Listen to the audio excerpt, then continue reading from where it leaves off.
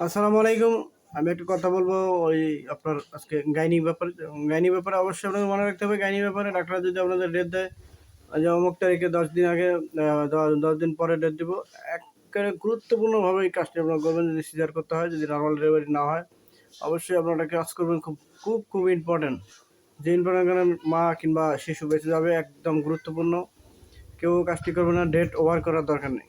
যে ডেট দিচ্ছে 5 তারিখে, আপনারা সেটা 15 তারিখ করবেন না, 10 তারিখ করবেন না, দরকার নেই। ডেট দিচ্ছে 5 তারিখে, আপনারা 5 দিন আগে করবেন, 1 সপ্তাহ আগে করবেন, 10 দিন আগে সিজারটা করে ফেলবেন। তাহলে বাচ্চা নিরাপদ থাকবে, মাও নিরাপদ থাকবে, সেফ ডেলিভারি হবে।